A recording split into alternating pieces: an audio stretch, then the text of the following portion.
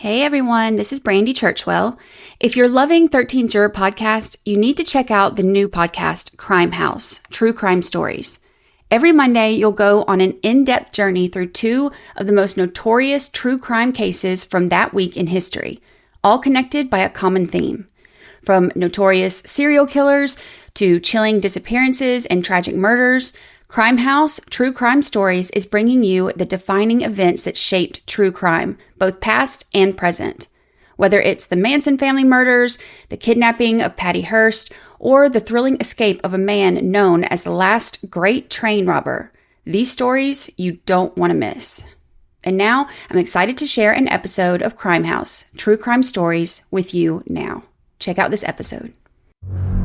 There are some true crime stories out there that we can never forget. Whether it happened yesterday or a century ago, the details stay with us, creating a lasting impression that never fades.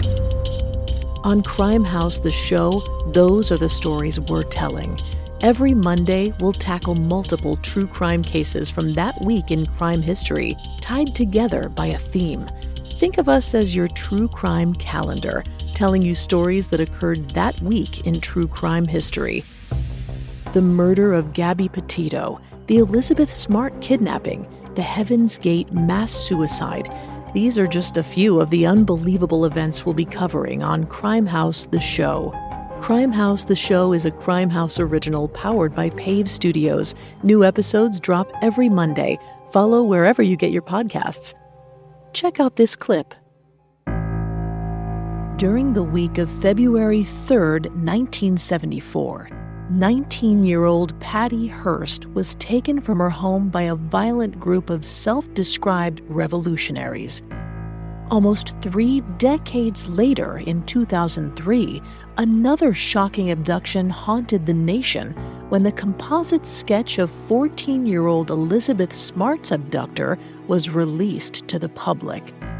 Today, we'll dive into both of these notorious true crime cases, making this week's theme kidnappings. It was around 9 p.m. on February 4th, 1974.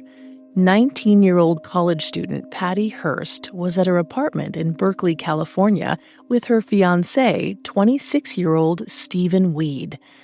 As they settled in for the night, there was an unexpected knock on the door. Stephen and Patty found it odd. It was getting late and they weren't expecting anyone. Berkeley was a college town, though. It was entirely possible that it was just a friend dropping by. So Stephen went to answer the door, Patty following behind him.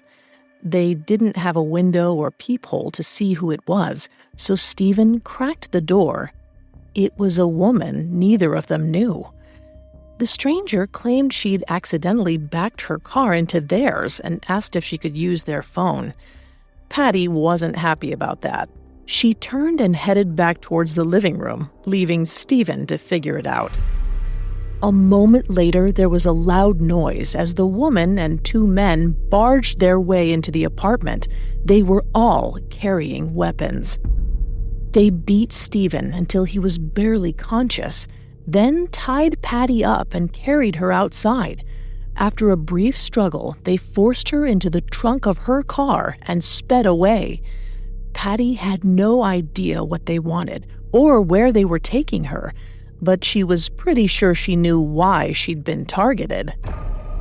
Her name. The kidnapping of Elizabeth Smart had a huge impact on the Salt Lake City community and the entire nation. It was the sort of thing that just didn't seem possible. The Smarts were a big, tight-knit religious family who lived in an affluent neighborhood. Elizabeth's parents, Ed and Lois, had 6 kids, 2 girls and 4 boys. The night of June 4th, 2002, Lois Smart was feeling a bit distracted. She burned some potatoes while cooking and opened a kitchen window to air it out. When the family went to sleep, she forgot to shut the window. That night, 14-year-old Elizabeth and her 9-year-old sister, Mary Catherine, read the book Ella Enchanted in the bed they shared together. After a while, they drifted off to sleep. When Elizabeth woke up, it was still dark. She was disoriented, but instantly knew what had woken her. There was a cold knife pressed against her throat.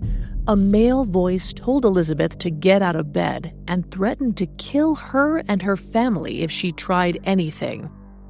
Elizabeth could feel her sister sleeping next to her and was terrified of what the man would do to Mary Catherine if Elizabeth screamed. So she let the intruder lead her out of her room, then through the front door and into the night. Crime House, the show, is a Crime House original powered by Pave Studios. New episodes drop every Monday. Follow wherever you get your podcasts. Follow Crime House True Crime Stories, a Crime House Studios original now. New episodes drop every Monday. Again, that's Crime House True Crime Stories. Follow now wherever you get your podcasts.